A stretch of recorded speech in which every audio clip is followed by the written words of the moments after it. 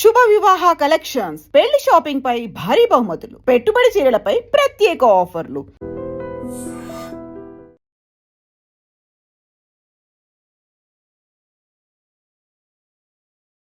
Welcome to I dream. March 31 మరో 4 రోజుల్లో వస్తుంది.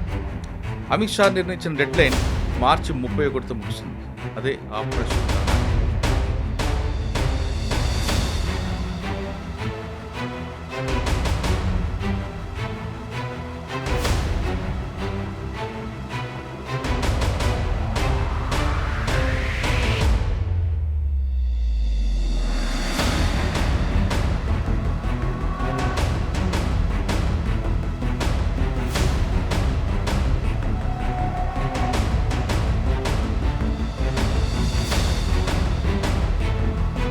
మార్చి 31తో ఈ ప్రోగ్రాం అయిపోతుందా?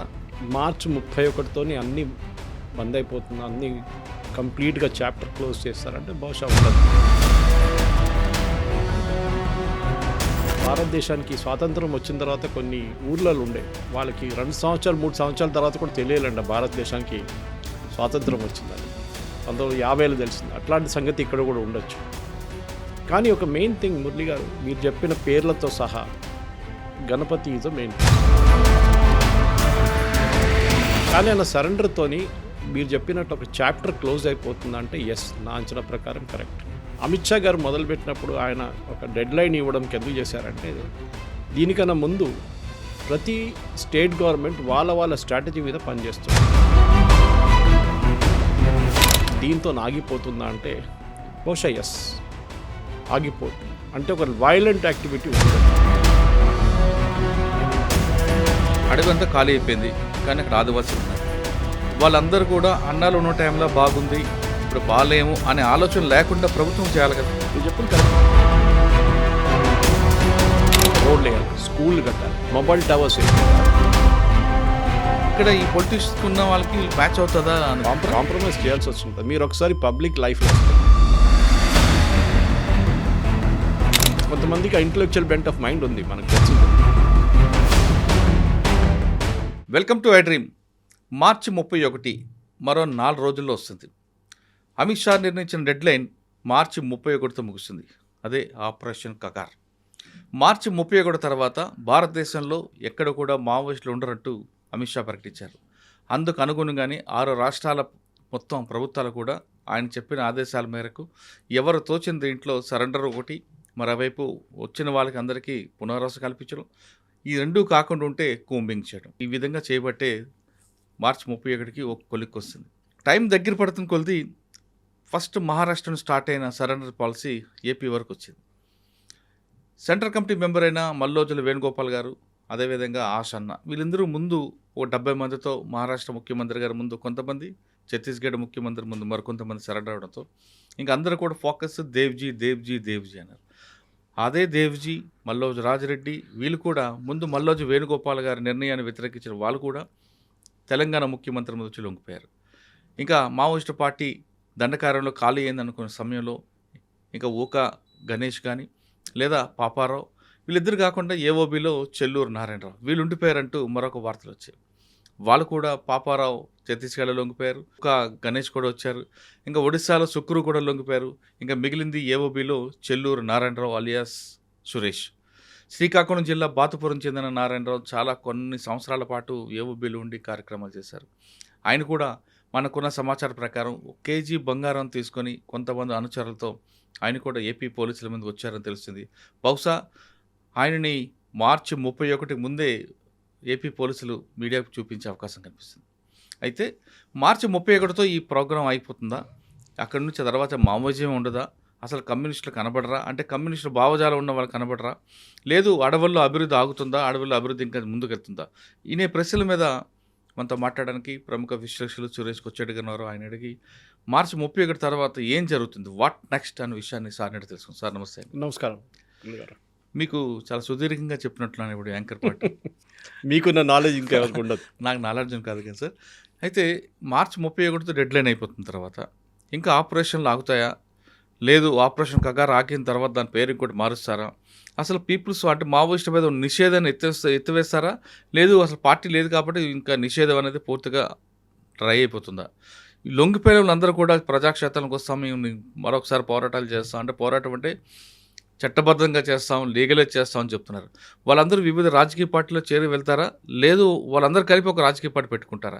వీటన్నిటి మీద మీ ఒపీనియన్ ఏంటి? మీరు అడిగిన ప్రశ్న 6 ప్రశ్నలు ఉన్నాయి, ఒకటి తర్వాత ఒకటి తీసుకుందాం. ఉమ్.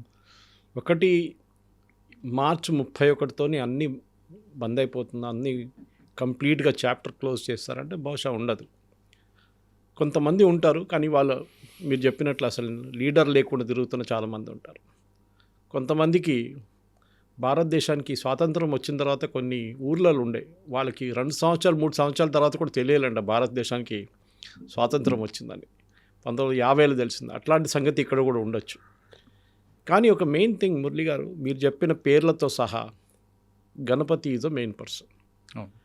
అది బహుశా ఆయన ఇన్ఫ్లుయెన్స్ అందు ఉండకపోవచ్చు, ఆయనకి హెల్త్ ఇష్యూస్ చాలా ఉన్నాయి, మీకు తెలిసిందే. కానీ ఆయన సరెండర్తోని మీరు చెప్పినట్లు ఒక చాప్టర్ క్లోజ్ అయిపోతుందంటే ఎస్, నా అంచనా ప్రకారం కరెక్ట్. అమిత్ షా గారు మొదలుపెట్టినప్పుడు ఆయన ఒక డెడ్ లైన్ ఇవ్వడంకి ఎందుకు చేశారంటే, దీనికన్నా ముందు ప్రతి స్టేట్ గవర్నమెంట్ వాళ్ళ స్ట్రాటజీ మీద పనిచేస్తుండే. తెలంగాణకు ఒక స్ట్రాటజీ అండి, మా వైపు ఎవరికి కనిపించకూడదు, స్పెషల్లీ నల్లమల వైపులో ఎవరికి కనిపించకూడదు. ఆంధ్ర ప్రాబ్లం ఏంటంటే ఏజెన్సీ ఏరియాలో, ఏఓబి ఏరియాలో అక్కడ వాళ్ళ ప్రాబ్లం. ఛత్తీస్గఢ్లో పాత కాంగ్రెస్ లీడర్స్ని చంపినప్పటి నుంచి ఉన్న ఒక భయాందోళన ఉండే అక్కడ. మహారాష్ట్ర వైపు స్పెసిఫిక్ పాకెట్స్, గద్రిచౌలి లాంటి ప్లేసెస్లో యాక్షన్ ఉంది. అదే టైంలో మధ్యప్రదేశ్లో ఎక్కువ లేదు, కొన్ని ప్లేస్లో ఉన్నాయి. కానీ ఛత్తీస్గఢ్, జార్ఖండ్ వైపు ఉంది. మన ఛత్తీస్గఢ్లో కాంకర్ లాంటి ప్లేసు, ఇట్లాంటి కొన్ని స్పెసిఫిక్ పాయింట్స్లో ఉన్నాయి. కానీ మీరు అడిగిన ప్రశ్నకి రెండో దానికి, దీంతో ఆగిపోతుందా అంటే బహుశా ఎస్, ఆగిపోతుంది. అంటే ఒక వైలెంట్ యాక్టివిటీ ఉండదు. దానికి కారణం చాలా ఉంది. మనం ఒక యుద్ధం నడిపిస్తున్నప్పుడు ఒక కమాండర్ ఉంటారు ఎప్పుడు మిమ్మల్ని గైడ్ చేయడానికి. ఎన్నో సంవత్సరాల నుంచి ఎక్స్పీరియన్స్ ఉన్న కమాండర్, గ్రౌండ్ లెవెల్ నుంచి పైకి వచ్చిన వాళ్ళు ఉంటారు. మన ఆర్మీలో కూడా అంతే, నక్సలైట్ యూనిట్లు కూడా అంతే. ఆ డిసిప్లిన్ వాళ్ళకు ఉంటుంది. మీ కమాండర్ లేనప్పుడు మీకు ఆర్డర్స్ ఎవరు ఇస్తారు, మీరేం చేస్తారు? గాల్లో కొట్టడం కాదు కదా, మీకు ఏదైనా స్పెసిఫిక్ స్ట్రాటజీ ఉండాలి, టార్గెట్ ఉండాలి. వీళ్ళకి ఇప్పుడు దాకా మీకు తెలిసిందే, నక్సలైట్స్కి అన్నిటికంటే పెద్ద ఒక కంప్లైంట్ ఏముండే అంటే, వాళ్ళ ఏరియాస్లో, అంటే స్పెసిఫిక్లీ వాళ్ళు ఆపరేట్ చేసే ఏరియాస్లో, విచ్ ఇస్ ట్రైబల్ ఏరియాస్లో డెవలప్మెంట్ జరగట్లేదు. చాలా మటుకు కరెక్ట్ అది. మనం ముందున్న నల్లమల తీసుకున్నప్పుడు కానీ ఇప్పుడున్న నల్లమలకు చూస్తే డెవలప్మెంట్ వచ్చింది కదా అక్కడ అని చెప్పొచ్చు. మీరు శ్రీశైలంకి వెళ్ళే రోడే అది. కానీ నల్లమలలోనే మీరు మన్ననూరు కానీ కొంచెం ముందుకెళ్తే కూడా అక్కడ స్పెసిఫిక్ డెవలప్మెంట్ ప్రాజెక్ట్స్ మీకు కనిపిస్తుంది. అక్కడున్న చాలామంది చెంచు యంగ్స్టర్స్ నక్సలిజంలో జాయిన్ కాకుండా ఉండడానికి వాళ్ళని ఫారెస్ట్ వాచర్స్గా తీసుకున్నారు. వాళ్ళకి కావాల్సిన బియ్యం కానీ మిగతా ఇంటికి కావాల్సిన సరుకులంతా వీళ్ళ ఫ్యామిలీస్కి ఇచ్చారు. దాంతో వాళ్ళు జరిగిపోయారు అక్కడి నుంచి. మన దగ్గర ప్రాబ్లం ఎక్కడ వచ్చిందంటే సార్, మీరు అడిగిన ప్రశ్నకి మూడో దానికి, వీళ్ళు ఏ రూపంలో ఇంకా ముందుకెళ్తారు అదొక క్వశ్చన్ ఉంది. ఎందుకంటే వీళ్ళకి ఇంకా ఉపాధి ఏం లేదు కదా. డబ్బులు ఇస్తారు గవర్నమెంట్, కొంతమందికి 25 అంటారు, కొంతమందికి 1,00,000 అంటారు, కొంతమంది ₹1,00,00,000 ఇస్తున్నారు. దాంతో ఏం చేస్తారు వాళ్ళు? ఏదో ఒక చిన్న కిరాణా షాప్ పెట్టుకుంటారు, లేకుంటే చిన్న ఒక ఫ్యాక్టరీ నడిపిస్తారు, ఏదో చేయొచ్చు. కానీ చాలామందికి పొలిటిక్స్ మీద కన్నుంది. దీనికి కారణాలు చాలా ఉన్నాయి. మన దేశంలో ఇప్పుడు కమ్యూనిస్ట్ పార్టీ అనే ఒక ఇన్ఫ్లుయెన్స్ ఉన్నది ఒకటే స్టేట్లో, అది మా స్టేట్ కేరళ. మిగతా ఇక్కడ కమ్యూనిస్ట్ వాళ్ళు లేరు. మన వైపు కూడా చెప్తే పాత కొత్తగూడెం అటువైపు ఖమ్మం వైపు కొంచెం ఇన్ఫ్లుయెన్స్ ఇంకా ఉంది.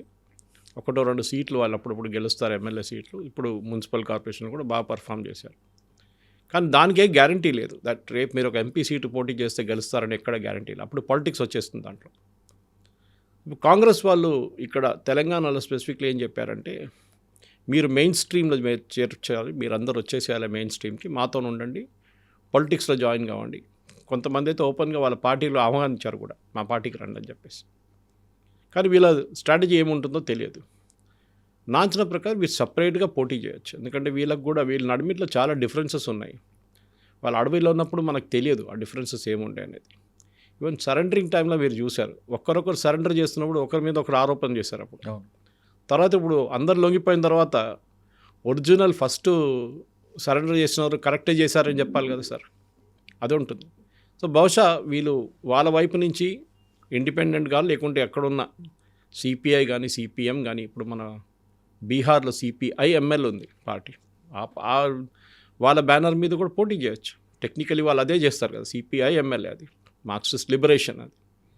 సో బహుశా నేను అనుకుంటాను అదే జరగవచ్చు. కానీ ఇప్పుడు దగ్గరికి ఎలక్షన్లు ఏం లేవు. ఇప్పుడు రాబోయే ఎలక్షన్ 2029లో రేవంత్ రెడ్డి గారు ఆల్రెడీ చెప్పారు అసెంబ్లీ పోల్స్ లోక్సభ పోల్స్తోనే నడుస్తుంది. అంటే 2028లో పోల్స్ ఉండవు, 2029లోనే ఉంటుంది ఎలక్షన్. అప్పుడు దాకా ఇంకా నెక్స్ట్ 3 సంవత్సరాలు వీళ్ళు ఏం చేస్తారు? వీళ్ళని కోర్స్ వీళ్ళు కంప్లీట్గా పోలీసు వాళ్ళు నిఘాలో ఉంటారు, వీళ్ళు ట్రాకింగ్ ఉంటుంది, వీళ్ళు అక్కడెక్కడ మూవ్ కాకుండా చూసుకుంటారు. కానీ నా జన ప్రకారం అమిత్ షా గారు దీనికి ఒక క్లోజర్ ఇస్తారా? మీరు అడిగిన ఇంకొక ప్రశ్నకి వీళ్ళ మీద ఉన్న బ్యాన్ లిఫ్ట్ చేస్తారంటే బహుశా వెయిట్ చేస్తారు ఆయన. ఇంత జల్దీ చేయక్కర్లేదు, చూద్దాం 6 నెలల పాటు చూసి దాని తర్వాత ఒక నిర్ణయం తీసుకుంటారు వాళ్ళు. స్ప్లింటర్ గ్రూప్స్ ఉంటారు, నేను చెప్పాను చూడండి, కొన్ని గ్రూప్స్ అక్కడెక్కడ ఉంటాయి. అది మీరు బీహార్లో ట్రెడిషనల్గా చూస్తే ఆతిక్ అహ్మద్ లాంటి యూపీలో ఉన్న గ్యాంగ్స్ కానీ, బీహార్లో ఉన్న కోల్ మాఫియా గ్యాంగ్స్ కానీ ఇప్పుడు కూడా ఉన్నారు వాళ్ళు. అట్లాంటి గ్యాంగ్స్ని కూడా ఫినిష్ చేస్తేనే ఒక నక్సలిజం రూట్ అక్కడి నుంచి బయటికి తీయచ్చు. 5వ ప్రశ్నకి వీళ్ళ వైపు నుంచి డెవలప్మెంట్ అనేది చాలా కీ ఉంటుంది సార్, ముందుకి ఇంకా ఎవరు తిరిగి వెళ్లకుండా ఉండడానికి. మనం బొలివియన్ కమ్యూనిస్ట్ రెవల్యూషన్ చూస్తే షేగౌరా వాళ్ళు ఉన్న దాంట్లో వాళ్ళందరూ ఒక స్పెసిఫిక్ రీజన్ కోసం అక్కడి నుంచి బయటకు వచ్చి పోరాటం చేశారు. దాంట్లో చాలామంది అంటారు ఈ వాజ్ అ డ్రగ్ అడిక్ట్ అంటారు, అన్నీ. అండ్ మావో ఎప్పుడు చెప్పారు power flows to the barrel of the gun అన్నారు. కానీ ఇప్పుడు కమ్యూనిస్ట్ పార్టీ చైనా చూస్తే గన్ లేదు, బ్యారెల్ లేదు, ఏం లేదు. వాళ్ళు ఇప్పుడు అమెరికా కన్నా క్యాపిటలిస్ట్ అయిపోయారు. సో ఇది కూడా ఇప్పుడు సరెండర్ చేసిన తర్వాత మీరు చూస్తుంటారు పేపర్లలో వీళ్ళని ఐటీ డిస్ట్రిక్ట్ తీసుకెళ్లారు, హైదరాబాద్ హైటెక్ సిటీ తీసుకెళ్ళి అది చూపించారు. చాలామంది అడిగారు దానికి ఏంటి కారణం అంటే దాని డెఫినెట్గా ఎందుకంటే చాలామంది దీంట్లో ఈ ఇంజనీరింగ్ కాలేజ్ నుంచి బయటకు వచ్చిన వాళ్ళు, కాకతీయ ఉండొచ్చు, ఉస్మానియా ఉండొచ్చు, దాని నుంచి బయటికి చదువుకొని బయటకు వచ్చిన వాళ్ళు. ఆ టైంలో ఉద్యోగాలు లేవు. వన్ ఆఫ్ ద రీజన్స్ అని చెప్పొచ్చు వీళ్ళు తుపాకీ పట్టుకొని బందుకు పట్టుకున్నారు. ఉద్యోగం లేదు, అఫ్కోర్స్ ల్యాండ్ రిఫార్మ్స్ లేదు. ఇప్పుడు కూడా నేను అనుకుంటాను మురళి గారు ఫస్ట్ స్టెప్ చేయాలంటే ఈ లీడర్లకి ప్రాబ్లం లేదు, వాళ్ళ దగ్గర డబ్బులు ఉంటుంది, ఇన్ఫ్లుయెన్స్ ఉంటుంది అని ఉంటుంది. కానీ మీరు ఆ రోజు ఒక చాలా ఇంపార్టెంట్ పాయింట్ చెప్పారు దీనికన్నా ముందు ఒక డిస్కషన్లో. ఇప్పుడు కూడా చాలామంది జైల్లో ఉన్నారు, వీళ్ళని సహాయం చేసిన వాళ్ళ సంగతి ఏంటి? వాళ్ళకి ఎవరు సహాయం చేయరు, వాళ్ళకి డబ్బులు ఇయ్యరు, వాళ్ళని ఎవరు చూసుకోరు, వాళ్ళని ఎవరు హైటెక్ సిటీ తీసుకెళ్లరు, వాళ్ళ సంగతి ఏంటి? ఇది ఒక పెద్ద ప్రశ్నగా మిగిలిపోతుంది. ఇది ఇక్కడి నుంచే మనకి ప్రాబ్లం స్టార్ట్ అవుతుంది. ఇది చూసుకోకపోతే మళ్ళీ నక్సలిజం వస్తుందని చెప్పట్లేదు నేను, కానీ ఇంకొక రూపంలో ఈ నక్సల్ మూమెంటు మళ్ళీ బయటకు రావచ్చు, మళ్ళీ పైకి రావచ్చు. కానీ అది చూసుకోవాల్సిన బాధ్యత పోలీసుది ఉంది, కాకుండా ప్రభుత్వానికి కూడా ఉంది. సార్ నక్సల్స్ బయటకు వచ్చారు, కాస్త పక్కన పెడతామండి. అడవి అంతా ఖాళీ అయిపోయింది, కానీ అక్కడ ఆదివాసీలు ఉన్నారు. వాళ్ళందరూ కూడా అన్నాలు ఉన్న టైంలో బాగుంది, ఇప్పుడు బాగాలేము అనే ఆలోచన లేకుండా ప్రభుత్వం చేయాలి కదా. మీరు చెప్పింది కరెక్టే. ఫర్ ఎగ్జాంపుల్ మనం ఎప్పుడు చూస్తాం కూర్గ్ వైపు మా ఫ్రెండ్ ఒకరు ఉన్నారు, ఆమె చాలా సంవత్సరాల నుంచి కూర్గ్లో ఈ ట్రైబల్స్తో పనిచేస్తారు సార్. నేను అది ఎప్పుడు అందరికి చెప్తుంటాను, క్లాసిక్ ఎగ్జాంపుల్ అది. మనందరికి తెలిసిందే ఈ ట్రైబల్స్ని ఎక్స్ప్లాయిట్ చేయడం చాలా ఈజీ సార్. మన వైపు సోప్ నట్స్ తీసుకొస్తారు, నల్లమల వైపు. నేను చూశాను ఎప్పుడు 10 సంవత్సరాల టైంలో, ఈవెన్ అడవి లోపలికి వెళ్ళినప్పుడు కూడా నేను చూశాను యాజ్ అ మీడియా పర్సన్. వాళ్ళు తీసుకొస్తున్న దానికి అసలు కిలోకి కూడా వాళ్ళు డబ్బులు ఇయ్యరు, అంత తక్కువ డబ్బులు తీసుకొచ్చి బయట మార్కెట్కి తీసుకొచ్చి దాన్ని పౌడర్ చేసి అమ్ముతారు, లేకుంటే ఇంకేదైనా ఫామ్లో అమ్ముతారు, షాంపూగా అమ్ముతారు. 100 రూపాయలు, 200, 300 రూపాయలకి అమ్ముతారు. వీళ్ళకి ఏం రాదు. మనకు అందరూ తెలిసింది ఆ టైంలో ఈ నల్లమల వైపు ఉన్న చెంచుల నడిమిట్లో కొన్ని గుడంబ హ్యాబిట్ ఉండే చాలా మటుకు తాగడంలో. దాన్ని కూడా వీళ్ళు కావాలని చెప్పి ఎంకరేజ్ చేశారు ఈ బయట నుంచి వచ్చే ఏజెంట్లు. ఈమె ఏం చేసిందంటే మా తెలుసు ఆ ఫ్రెండ్ ఆమె ఒక హనీ ఫ్యాక్టరీ నడిపిస్తుంది మైసూర్లో. వీళ్ళ ట్రైబల్స్తో మాట్లాడి కూర్గ్ ఏరియాలో చెప్పారు, మీరు హనీ కలెక్ట్ చేస్తున్నప్పుడు హనీది అన్నిటికంటే పెద్ద ప్రాబ్లం ఏంటంటే సార్ అది కలెక్షన్ మీద ఉంటుంది. మీరు ఏ క్వాలిటీలో కలెక్ట్ చేస్తారు దాని మీద దాని రేట్ ఉంటుంది. ఏదో వెళ్ళి హనీ కలెక్ట్ చేయడం కాదు. ఏంటంటే వీళ్ళ దగ్గర ఉన్న ప్లాస్టిక్ గిన్నె ఉంటుంది చూడండి, ప్లాస్టిక్ కంటైనర్, అది కడగరు, అట్లానే వాడుకుంటారు. నెక్స్ట్ టైం కూడా వెళ్ళి ఫ్యాక్టరీకి ఇచ్చేస్తారు, ఎవరో ఏజెంట్కి ఇచ్చేస్తారు, వాడు పోసేసుకుంటారు, డబ్బులు ఇస్తాడు, మీరు వెళ్ళిపోతారు. ఆ క్లీనింగ్ ప్రాసెస్ నేర్పించారు. ఎక్స్ట్రా కంటైనర్స్ ఇచ్చారు వాళ్ళు. ఆ ఒక్క పాయింట్తోనే సార్ వాళ్ళది రెవెన్యూ రియలైజేషన్ ఆల్మోస్ట్ డబుల్ అయిపోయింది, డబుల్ కన్నా ఎక్కువైంది యాక్చువల్లీ. ఇది మనం చేయాల్సింది సార్. మన దగ్గర ఇంతమంది ఎన్జిఓస్ ఉన్నారు, ఇంతమంది పనిచేస్తున్నారు. గవర్నమెంట్ కూడా ఒక స్థాయి దాకా చేయొచ్చారు వాళ్ళు, దానికన్నా ముందు వాళ్ళు వెళ్ళలేరు. ఒక రోడ్లు వేయాలి, ఎస్ దా గవర్నమెంట్ పని, అది స్కూల్ కట్టాలి గవర్నమెంట్ పని, మొబైల్ టవర్స్ వేపియాలి, అది బిఎస్ఎన్ఎల్ కానీ మిగతా వాళ్ళు చేస్తారు. అది కాకుండా ఏం చేస్తారు నెక్స్ట్, అక్కడ ఉన్న వాళ్ళకి ఉపాధి ఏంటి, మహిళలకి ఏదైనా పని చేయాలంటే వాళ్ళ కుట్టు మిషన్ కొనడమే ఏదైనా. దాని కింద స్టేట్ గవర్నమెంట్కి ఎన్నో స్కీమ్లు ఉన్నాయి, సెంట్రల్ గవర్నమెంట్ కూడా ఎన్నో స్కీమ్లు ఉన్నాయి. ఇది కంటిన్యూస్గా చేయకపోతే that is way the problem will start. అంటే వాళ్ళు అడుగుతుంది కూడా, మాకు ఎక్కువగా హెల్త్ ఇష్యూ ప్రాబ్లం ఉన్నాయి అడవిలో, ఏమైనా ఇష్యూ అయితే మాకు రావడానికి పోవడం లేదు, మాకు డిస్పెన్సరీ కావాలి, హాస్పిటల్ కావాలని అడుగుతుంటారు. అన్నలు ఉన్నప్పుడు చేయడానికి అన్నలు ఉన్నారు కాబట్టి లోపలికి వెళ్ళకూడదు, వెళ్ళలేము అంటూ గవర్నమెంట్ వీళ్ళని కవర్ చేసుకుంటూ తప్పించుకుంది. కానీ ఇప్పుడు వాళ్ళు లేరు కాబట్టి మస్ట్గా వాళ్ళు చేసే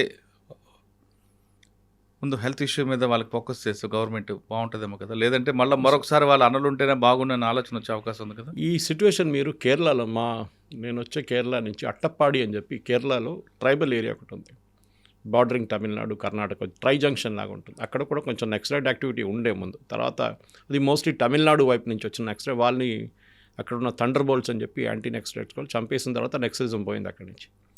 సార్ అట్టపాడిలో మీరు విలేజ్ ఇప్పుడు కూడా 200, 300, 400 కోట్లు ప్రతి సంవత్సరం ఖర్చు చేసి కూడా పిల్లలు పుట్టంగానే చనిపోతున్నారు చాలామంది, చైల్డ్ డైయింగ్ ఎట్ బర్త్.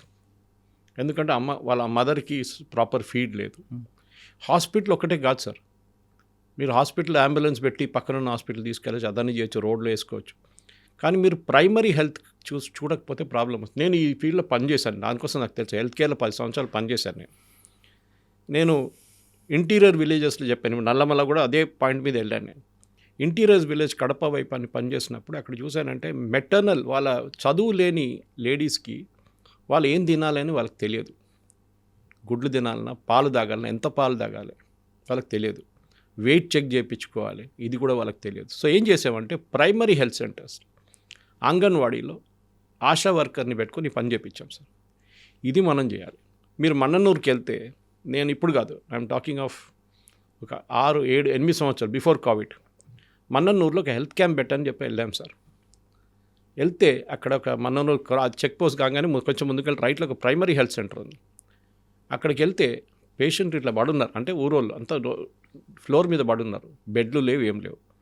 నేను ఒక నర్స్ని కలిసాను, అమ్మ ఎక్కడ డాక్టర్ ఎక్కడ ఉన్నాడు? డాక్టర్ లేడు సార్, ఆయన వారానికి ఒకసారి వస్తాడు హైదరాబాద్ నుంచి. అప్పుడు చూడండి, ఆ డాక్టర్ని తప్పుపడతారా మీరు?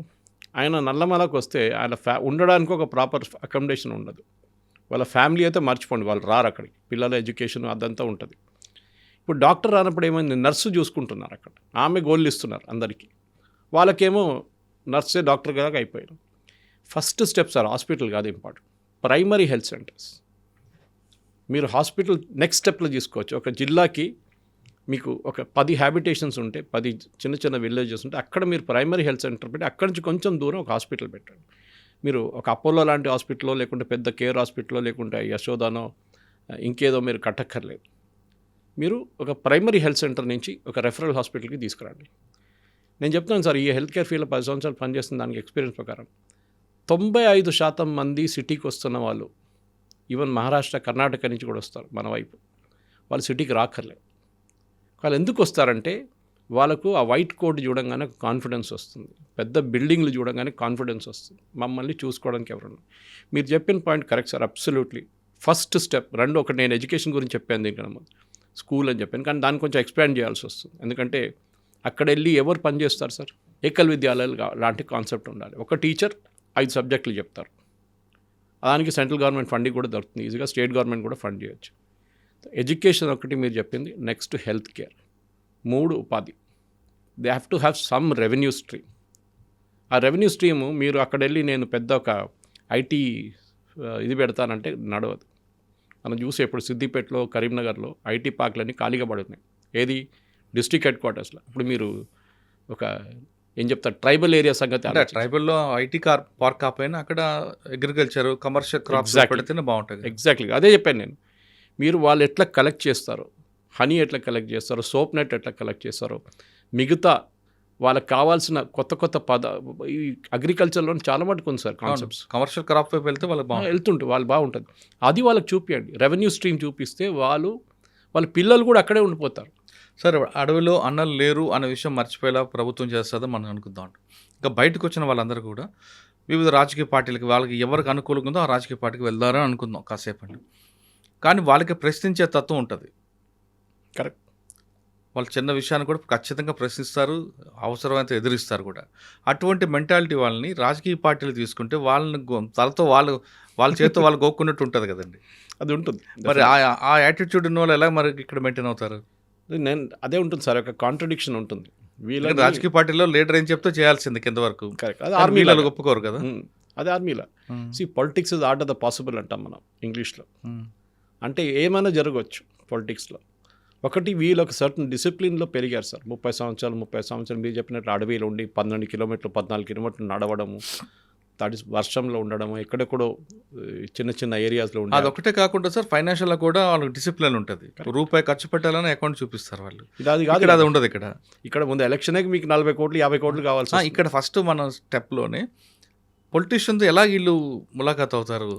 అది చాలా డిఫికల్ట్ మురళి గారు, మీకు తెలిసింది అది. నేను అనుకుంటాను వాళ్ళ భావజాలం వేరు, వీళ్ళ భావజాలం వేరు. మీరు చెప్పినట్లు most important financial discipline. Election పోటీ చేయాలని డబ్బులు కావాలి. పబ్లిక్తో డబ్బులు ఇస్తే కానీ పబ్లిక్ ఓటేయరు. అప్పుడు వీళ్ళేమంటారు, అడవియే బెటర్ అంటారు. ఇదేంటి మా అడవిలో ఉన్న ఆదివాసీలే బెటర్, వీళ్ళేంటి కొడుకులు ఇక్కడ డబ్బులు తీసుకుని 2,500 3,000 రూపాయలు తీసుకుని ఓటేస్తా అంటారు, నేను ఎందుకు ఇవాళ డబ్బులు అంటారు. కాంట్రడిక్షన్ వస్తుంది. వాళ్ళ దాంట్లో కూడా ఒక మారల్ డైలమా ఉంటుంది. మనం అనుకుంటాం ఈ ప్రొఫెషనల్ కౌన్సిలింగ్ అనేది ఎక్కడో సిటీలో ఉన్న కొంతమంది మెంటల్ ఇష్యూస్ ఉన్న వాళ్ళకి కౌన్సిలింగ్ అనుకుంటాం. కాదు, వీళ్ళకి కూడా కౌన్సిలింగ్ కావాల్సి వస్తుంది. మీరు హైటెక్ సిటీకి ఎందుకు తీసుకెళ్లారు? బయట నుంచి బిల్డింగ్ చూపించారు, బాగానే ఉంది. అక్కడ పనిచేస్తున్న పిల్లలు ఏదో ఫర్ ఎగ్జాంపుల్ ఆదిలాబాద్ వైపు నుంచో, లేకుంటే నిర్మల్ వైపు నుంచో, లేకుంటే కొన్ని ఏరియాస్ ట్రైబల్ ఏరియాస్ నుంచి ఇక్కడ వచ్చి పనిచేస్తున్న పిల్లలతో ఇంటరాక్షన్ ఉంటే బాగుంటుండే. వాళ్ళకి అర్థమవుతుంది. ఇప్పుడున్న పొలిటిక్స్ తెలియదని కాదు సార్, వీళ్ళకి తెలుసు పొలిటీషియన్స్ ఎట్లా ఉంటారో ఏం చేస్తారో అంతా వీళ్ళకి తెలియనేం లేదు. కానీ మీరు చెప్పిన మాట ప్రకారం కరెక్ట్. వీళ్ళ దగ్గర 1 కిలో బంగారం ఉంటే ఆ బంగారం తీసుకొని వస్తున్నారు, వాళ్ళు తీసుకొని ఎవరికి అమ్మేసుకొని రావట్లేదు. అట్లీస్ట్ ఆనెస్టీ మనం అప్రిషియేట్ చేయాలి. కరెక్ట్. అది వీళ్ళకి లేదు. పొలిటీషియన్స్కి ఆనెస్టీ లేదు కదా. ఇప్పుడు అదే ₹1 కోటి ఒక క్యాష్ కానీ బంగారం దొరికితే బయటకు కూడా రారు కదండి. అదే కొంతమంది, అందరు కాదు. సో ది ప్రాబ్లమ్ ఉంటుంది సార్. అదొక మారల్ డైలమా వాళ్ళకి చాలా రోజులు ఉంటుంది. వాళ్ళకి వాల్యూస్ ఉంటాయి, అంటే వీళ్ళకి లేవని కాదు, కానీ వాళ్ళకు మరీ కొంచెం ఎక్కువ వాల్యూస్ ఉంటాయి. ఇక్కడ ఈ పొలిటిక్స్ ఉన్న వాళ్ళకి మ్యాచ్ అవుతుందా? కాంప్రమైజ్ చేయాల్సి వస్తుంది. మీరు ఒకసారి పబ్లిక్ లైఫ్లో వస్తే, లేకుంటే మీరు డిసైడ్ చేయొచ్చు, నేను దీనికి వెళ్ళను, నేను అకాడమిక్ లైఫ్కి వెళ్ళిపోతాను. ఎవరు ఆపుతున్నారు సార్? నేను ఏదో యూనివర్సిటీలో వెళ్ళి పని చేసుకుంటాను, ప్రొఫెసర్గాను అసిస్టెంట్ ప్రొఫెసర్గాను పని చేసుకుంటాను. ఓకే, కొంతమందికి ఇంటలెక్చువల్ బెంట్ ఆఫ్ మైండ్ ఉంది, మనకు తెలిసిందే. ఇప్పుడు మీరు వరవర్రావు లాంటి ప్రొఫెసర్ కోదండరామ్ లాంటి వాళ్ళని చూస్తే కూడా వాళ్ళకి ఇంటలెక్చువల్ బెంట్ ఆఫ్ మైండ్ ఉంది, ప్రొఫెసర్ హర్గోపాల్ కానీ వీళ్ళకి. సో అట్లాంటి పనులు చేసుకోవచ్చు. ఎవ్రీబడి అందరూ పొలిటిక్స్లో దిగాలని లేదు. వీళ్ళకి తెలుసు పొలిటిక్స్ అనేదే ఒక మెస్. పొలిటిక్స్ అంటే డబ్బులు, పొలిటిక్స్ అంటే ఎథిక్స్. 90% మందికి ఎథిక్స్ లేదు, మీరు చెప్పిన దాని ప్రకారం కరెక్ట్. అట్లాంటి దానికి నేను కాంప్రమైజ్ అవ్వడానికి రెడీగా ఉన్నారంటే yes, then they can do it. కాదు, నేను నా మాట మీద ఉంటాను, నా మీద మీకు రేపు 100 కన్నా తక్కువ ఓట్లు వస్తాయి, అది మీరు గుర్తుపెట్టుకోవాలి అంతే. ఇది మెయిన్ ప్రాబ్లం సార్ వీళ్ళది. ఎందుకంటే ఈ ప్రాబ్లం మీరు సరెండర్డ్ నెక్స్లైట్స్ ఒక్కరే కాదు, ఈ మూమెంట్ నుంచి కాకుండా బయట ఉన్న వాళ్ళు కూడా పోటీ చేస్తున్నారు. మీరు చూసారు కోదండరామ్ గారి సంగతి, మీరు చూశారు. ఏమైంది సార్ ఆయన పార్టీ? ఎక్కడున్నారు ఆయన? నడపలేపారండి, పార్టీ నడపలేపారండి. అది కరెక్ట్. ఎందుకు? మీరు కోదండరామ్ గారిని పక్కన పెట్టండి, జయప్రకాష్ నారాయణ గారిని తీసుకోండి. ఎడ్యుకేటెడ్, రిటైర్డ్ ఐఏఎస్, రిటైర్డ్ కాదు ఐఏఎస్ నుంచి వాలంటరీ తీసుకున్న మనిషి, చాలా ప్రొఫెషనల్గా నేను ఎథికల్గా ఒక పార్టీ నడుపుతాను, డబ్బులు అసలు ఉండవు దీంట్లో అని చెప్పారు. ఆయనది ఏమైంది సార్ లాస్ట్లో? ఆయన అంతే, హ్యాండ్స్ అప్. సో మీరు అందరూ దొంగలు, అందరూ బీజేపీ కానీ కాంగ్రెస్ కానీ బీఆర్ఎస్ కానీ వీళ్ళందరూ ఇదే పని చేస్తారంటే to a large extent correct. కానీ దాని బయట నుంచి పనిచేస్తున్న సిస్టమ్ మీరు నక్సలైట్స్ మర్చిపోండి. వీళ్ళిద్దరు ఎగ్జాంపుల్ తీసుకోండి, వాళ్ళు అదే చూస్తారు కదా. ఈయన పార్టీ పెట్టిండు, ఎక్కడ పోయిండు? లాస్ట్ తాళం వేసి ఆయన బీజేపీలో చేరిపోయిండు అంటారు ప్రొఫెసర్ జయప్రకాష్ నారాయణ గారు. అంటే అటువైపు వెళ్తున్నారు అట్లీస్ట్ అని. ఇది అందరికీ ఉంది ఈ ప్రాబ్లం. సో నేనేమంటున్నా అంటే వీళ్ళకి ఒక సెన్స్ ఆఫ్ రియాలిటీ రావాలి సార్. ఎందుకంటే వీళ్ళు అడవిలో ఉన్నప్పుడు మీకు ఒక లెవెల్, ఇంటలెక్చువల్ లెవెల్ ఇక్కడ ఉంటుంది. ఎథికల్ లెవెల్ ఇక్కడ ఉంటుంది. మీరు చెప్పినట్లు 10 రూపాయలు వస్తే ఆ 10 రూపాయలకి ఒక అకౌంట్ ఇస్తారు వీళ్ళు. అవును ఇక్కడ దొంగ అకౌంట్లు తయారు చేస్తారు ఎలక్షన్కి. సార్, అక్కడ వాళ్ళదే పై చేయండి అడవిలో, వాళ్ళు ఏం చెప్తే అదే సాహసం. ఇక్కడికి వచ్చిన తర్వాత జరగదు అది. అదే మరి ఆ యాటిట్యూడ్ ఉన్న వాళ్ళు ఇక్కడ మెయింటైన్ అవ్వగలరా?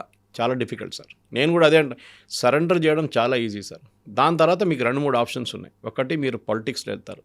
దట్ మీన్స్ మీకు ఒక ఆఫ్టర్ లైఫ్ అంటే 30 సంవత్సరాల తర్వాత యూజువల్లీ రిటైర్ అయిపోతారు ఎవరైనా. ఒక 20 సంవత్సరాలు జాబ్లో చేరిన తర్వాత 25 సంవత్సరాలు 55-56 యూ రిటైర్.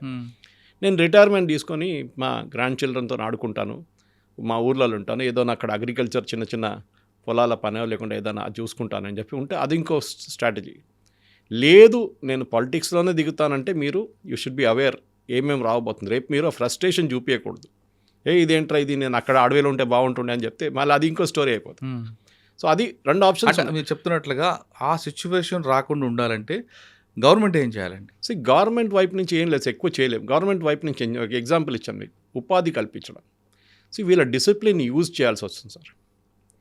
మీరు రిటైర్డ్ అయిన ఆర్మీ ఆఫీసర్స్, పోలీస్ ఆఫీసర్స్ చూడండి, వాళ్ళు ఎక్కడికి వెళ్తారు సార్? వాళ్ళు ఏదో సెక్యూరిటీ ఏజెన్సీ పెట్టుకుంటారు, లేకుంటే ఏదో హౌస్ కీపింగ్ ఏజెన్సీ పెట్టుకుంటారు, లేకుంటే కాలేజ్లో అడ్మినిస్ట్రేటివ్ ఆఫీసర్గా జాయిన్ అవుతారు. ఎందుకంటే వాళ్ళకి తెలుసు వాళ్ళు వచ్చిన ఫీల్డ్ నుంచి ఉన్న డిసిప్లిన్. నేను ఒక సెక్యూరిటీ ఏజెన్సీని పెట్టుకుంటే నేను నడిపించుకోవచ్చు. ఆఫ్కోర్స్ 100% ఆర్మీ లాగా ఉండదు, ఒక 70-60% దాకా ఉంటుంది డిసిప్లిన్ అక్కడ. ఇది వీళ్ళు కూడా చేయాలి సార్. వీళ్ళ వైపు ఉన్న అడ్వాంటేజ్ ఏంటి సార్? వీళ్ళు అడవిలో ఉన్నారు, వీళ్ళు అక్కడ ఉన్న డెవలప్మెంట్ ఆర్ నాన్ డెవలప్మెంట్ 2 చూశారు. వీళ్ళని అక్కడే పెట్టండి సార్. మళ్ళీ అడవికి పంపించని చెప్పట్లేదు, కానీ రేపు ఒక కన్సల్టెంట్గా మీరు ఫర్ ఎగ్జాంపుల్ గడ్రిచోలి అక్కడ పనిచేసిన ఒక డాక్టర్ కపుల్ నాకు తెలుసు సార్. వాళ్ళకి చాలా అవార్డులన్నీ వచ్చినాయి. ఇప్పుడు వాళ్ళు పేరు మర్చిపోయాను, కానీ మహారాష్ట్రన్ కపుల్ ఒకటి. ఎంత బాగా ఆ టైంలో నెక్సలైట్స్ ఉన్నప్పుడు పీక్ ఆఫ్ నెక్సలిజం చెప్తున్నారు. సో వాళ్ళు అక్కడ హాస్పిటల్లో 22-30 సంవత్సరాల నుంచి అక్కడ ఉన్నారు. వాళ్ళ టాలెంట్ అక్కడ ఉంది సార్, సిటీలో కాదు. నేను ఇప్పుడు కూడా చెప్తున్నాను, దే ఆర్ మిస్ఫిట్. ఇప్పుడున్న నెక్సలైట్ సీనియర్ లీడర్షిప్ సిటీలో పనిచేస్తే వాళ్ళు 1 సంవత్సరం లోపల ఫ్రస్ట్రేట్ అయిపోతారు. మనమే సిటీలో ట్రాఫిక్ చూసి, ఇక్కడ రిజిస్ట్రేషన్ ఆఫీస్కి వెళ్తే లంచాలు ఇచ్చి, ఆర్టీ ఆఫీస్కి వెళ్తే లైసెన్స్ తీసుకోవడానికి డబ్బుల కోసం, మిగతా అన్ని దానికి లంచాలు ఇచ్చి మనం యూస్టప్ అయిపోయాం. వాళ్ళు అట్లా కాదు, వాళ్ళు వచ్చి కోపం వస్తుంది వాళ్ళకి. అంటే మనకి ఇన్బిల్ట్ అయిపోయింది అది. మన సిస్టంలో వచ్చేస్తుంది చిన్నప్పటి నుంచే. పోలీసు వాడు పట్టుకుంటే 50 రూపాయలు ఇచ్చి పారిపోతారు. ఇది మన చిన్నప్పుడు నేర్పించి వాళ్ళ కాదు. ఏంట్రా ఇది, మాది అట్లా కాకుండే కదా అంటే మళ్ళీ నువ్వు అక్కడే ఉండిపో అంటారు వీళ్ళు.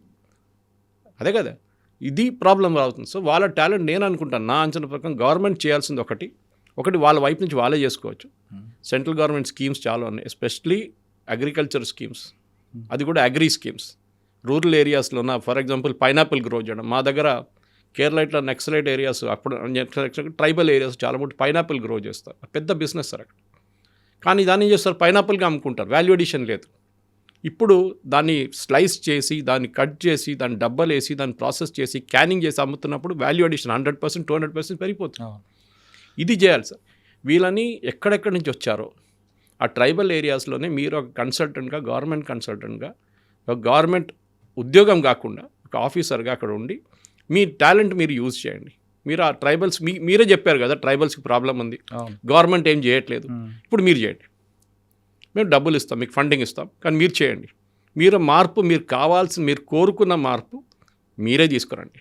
ఇది మీరు చేయాలి సార్. ఇది చేస్తేనే వాక్ ద టాక్ అంటాం మన ఇంగ్లీష్లో. మీరు చెప్పిన మాటకి మీరు నడుచుకుంటూ మీరు అదే చేస్తే మేము కూడా అప్రిషియేట్ చేస్తాం. ఎస్, గవర్నమెంట్ ఫెయిల్డ్, అది దాంట్లో డౌట్ లేదు. మురళిగా మీరే చెప్పారు, ఎన్నోసార్లు చెప్తారు, నక్సలిజం వచ్చిన కారణం అది కాదు, గవర్నమెంట్ ఫెయిల్ అయింది. రూరల్ ఏరియాస్లో అన్నలు చూసుకున్నారు.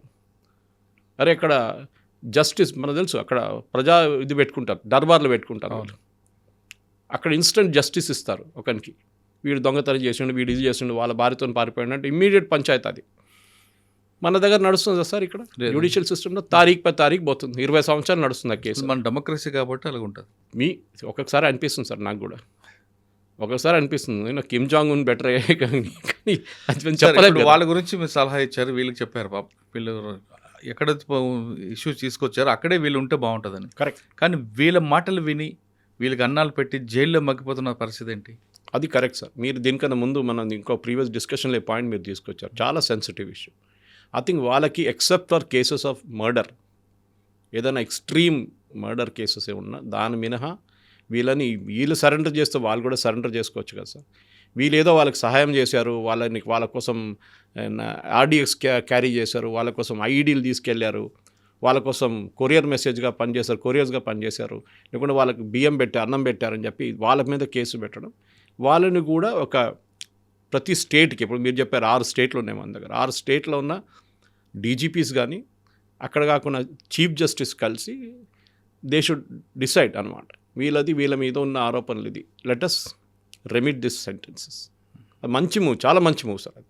అది చేయాల్సిందే. లేకుంటే ఏమవుతుందంటే ఒక సెన్స్ ఆఫ్ ఫ్రస్ట్రేషన్ వచ్చేస్తుంది. ఎలీట్లో ఉన్న పైన ఉన్న అందరు టాప్ లీడర్ మీ పేర్లు చెప్పారు, ఇప్పుడు 5-6 పేర్లు చెప్పారు, వాళ్ళకే మీరు విఐపి స్టేటస్ ఇచ్చారు, వాళ్ళని ముఖ్యమంత్రి గారు రిసీవ్ చేశారు, ముఖ్యమంత్రి గారు సరెండర్ చేసుకున్నారు, ప్రెస్ కాన్ఫరెన్స్ పెట్టారు. మా సంగతి ఏంటి? మేము ఫుట్ సోల్జర్స్, మేము 3rd లెవెల్ 4th లెవెల్లో పనిచేసాం, మమ్మల్ని ఎవరు పట్టించుకోవట్లేదు. ఫస్ట్ స్టెప్ గవర్నమెంట్ చేయాల్సింది case by case basis. I'm not saying blanket across the board. కొన్ని రేప్ జరిగింది అనుకోండి, ఏదైనా కేసెస్, రేప్ కానీ మర్డర్, అట్లాంటి కేసెస్ని నో ఎక్స్క్యూస్, మిగతా కేసెస్ డెఫినెట్గా చేయవచ్చు. ఇది చేయాల్సింది. ఓకే సార్, ఫైనల్గా చెప్పండి, వీళ్ళ చేతుల్లో దెబ్బలు తిన్న వాళ్ళు కాకుండా, అంటే మావోయిస్టుల చేతుల్లో నష్టపోయిన పోలీస్ కుటుంబాలు ఉన్నాయి, కొన్ని వందలాది కుటుంబాలు ఉన్నాయి. వాళ్ళందరూ కూడా వాళ్ళలో చిన్న మదనస్పృహ ఉంది ఇప్పుడు కూడా. అంటే మా తండ్రిని నా భర్తని చంపిన వాళ్ళకి ప్రభుత్వం ఈ విధంగా కోట్లాది రూపాయలు ఇచ్చి వాళ్ళకి రెడ్ కార్పెట్ వేస్తుందా, అంటే నా భర్తకి ప్రాణానికి కానీ నా తండ్రి ప్రాణానికి విలువ లేదా అని భావించే వాళ్ళకి మీరు ఇచ్చే సమాధానం? నేను అడిగాను ఈ ప్రశ్న దీనికన్నా ముందు ఒకసారి, నాకు కూడా అది చాలామందికి అనిపిస్తుంది. ఆ రోజు సుక్మాలో చంపిన సిఆర్పిఎఫ్ జవాన్లకి ఎవరు జవాబు చెప్తారు సార్? 76 మంది ప్రాణాలకు ఎవరు ఇస్తారు? అది ఒక ఎగ్జాంపుల్, అట్లా చాలా జరిగినాయి. అటు వీసీ శుక్లా ఉన్నారు, చాలామంది ఉన్నారు, రోడ్ ఓపెనింగ్ పార్టీస్ చాలామంది చనిపోయారు అట్లా. సో వాళ్ళ వైపు నేను అదే అడిగాను, మీరు ₹1 కోటి ఇచ్చి 2 కోట్లు ఇచ్చి వాళ్ళని అవార్డు ఇచ్చి వాళ్ళని సరెండర్ చేస్తున్నారంటే అది మీ ఓవరాల్ స్ట్రాటజీగా ఉండొచ్చు. కానీ ఎట్లయిపోయిందంటే రేపు ఒక టెర్రరిస్ట్ సార్, నేను ఇప్పుడు మీరు నక్సలైట్స్ అని తీసుకొని ఒక టెర్రరిస్ట్ ఉన్నాడు, ఇప్పుడు దాకా 50 మందిని చంపారు, వాడు రేపు నేను సరెండర్ అయిపోతా అంటే మీరు ఏం చేస్తారు? వాడిని కూడా డబ్బులు ఇస్తారా? అంటే నక్సల్స్ వేరు, సరెండర్ టెర్రరిస్ట్ వేరు కదా. వీళ్ళది క్రైమ్, వీళ్ళు క్రిమినల్ అంటారు, వాటి socio economic problem. Correct, but మీరు చంపింది ఒక జవాన్నే కదా, మీరు చంపింది ఒక. వాళ్ళు చెప్తుంది ఏంటంటే 93లో పెట్టిన పాలసీని ఇంప్లిమెంట్ చేస్తున్నాం, ఇప్పుడు కాదు అని అంటారు. సో మీరు అంటారు ఇప్పుడు పోలీసు వాళ్ళకి తెలుసు నక్సలైట్లు వాళ్ళ చేతిలో దొరికితే నక్సలైట్ పోతారని, నక్సలైట్కి తెలుసు వాళ్ళ చేతిలో పోలీసు వాళ్ళ చేతిలో వాళ్ళు పోతారని. కానీ వీళ్ళు చెప్పేది ఏంటంటే పోలీసులు కూడా మా భారతదేశ పౌరులే, మాకు వాళ్ళంటే గౌరవం ఉంది, కానీ రాజ్యంతో పోరాటంలో యుద్ధంలో భాగంగా ఇటువంటి 2 వైపుల ప్రాణ నష్టం జరుగుతుందని నక్సల్స్ సపోర్ట్ చేసుకుంటారు ఆ వెర్షన్కి. కానీ మీరు కానీ పోలీస్ ఫ్యామిలీస్ మాత్రం చాలా కోపంగా ఉంటున్నాయి. అంటే మా భర్తని నా తండ్రిని చంపిన వాళ్ళకి మీరు ఈ విధంగా కోట్లాది రూపాయలు ఇచ్చి వాళ్ళ సన్మానం చేస్తారా? ఆ ఫ్రస్ట్రేషన్ ఉంటుంది సార్, న్యాచురల్లీ ఉంటుంది. అది ఎందుకు ఉంటుందంటే మీరు ఆ ఫ్యామిలీని చూసుకోలేదు కరెక్ట్గా, వాళ్ళకు ఒక జస్టిస్ తీసుకురాలేదు, వీళ్ళని మళ్ళీ జైలు వేయాలని చెప్పట్లేదు, మళ్ళీ ప్రాబ్లం మళ్ళీ అక్కడి నుంచి మొదలైతే మళ్ళీ మీరు సరెండర్ చేయించారు, సిస్టమ్ క్లోజ్ చేయించారు కరెక్టే, కానీ మర్డర్ చేసిన వాళ్ళు 50 మందిని చంపిన వాళ్ళు మీకు తెలుసు, మిలిటరీ ప్లటూన్ కమాండర్ ఉండొచ్చు, లేకుంటే మీరు చెప్పినట్టు ఏఓబి ఏరియా ఇన్ఛార్జ్ ఉండొచ్చు, వీళ్ళందరూ చేసుంటారు, డైరెక్ట్ అటాక్ చేసుంటారు. అట్లాంటి వాళ్ళు ఏం చేయాలి? That's a good question. కానీ దానికి రెడీమేడ్ ఒక జవాబు లేదు సార్, ఎందుకంటే అది 2 వైపుల నుంచి చూడాలి. ఇప్పుడు ఉమేష్ చంద్ర గారిని చంపారు ఇక్కడ సిటీలో, కేఎస్ వాసన్ గారిని చంపారు. ఇప్పుడు వాళ్ళ దగ్గర అడిగితే వాళ్ళంటారు వాళ్ళు చేసిన పని మీకు తెలుసా, వాళ్ళు చేసిన ఇష్యూ మీకు తెలుసా అంటారు, మళ్ళీ రిటర్న్ కొడతారు. ఎస్, 2 వైపుల నుంచి తప్పులు జరిగినాయి, దేదని కాదు. ఎన్కౌంటర్ అంటే మన అందరూ తెలిసిందే, ఇట్ ఈస్ ఫేక్.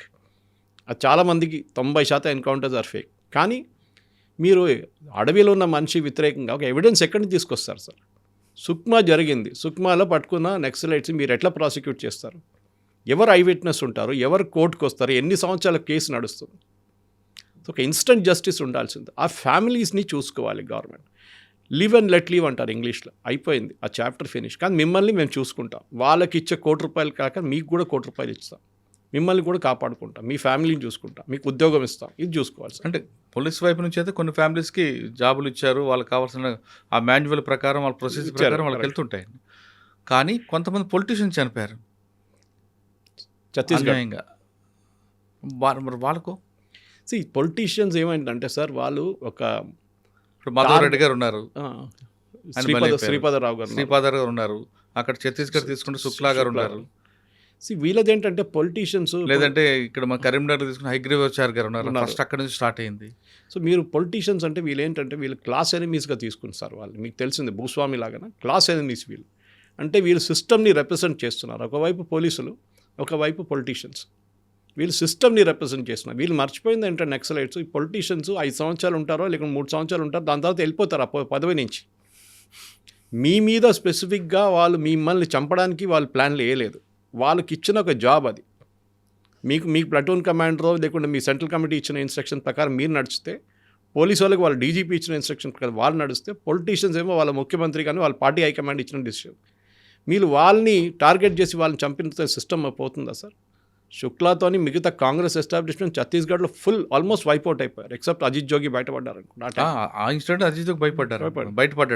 అప్పుడు కూడా చాలా కాలం వీల్ చైర్ మీద ఉన్నారు. He was not well after that. ఆయనకి చాలా ప్రాబ్లమ్స్ ఉండే, హెల్త్ ప్రాబ్లమ్. నేనేం చెప్తున్నా అంటే మళ్ళీ దానికోసం సరే చేశారు.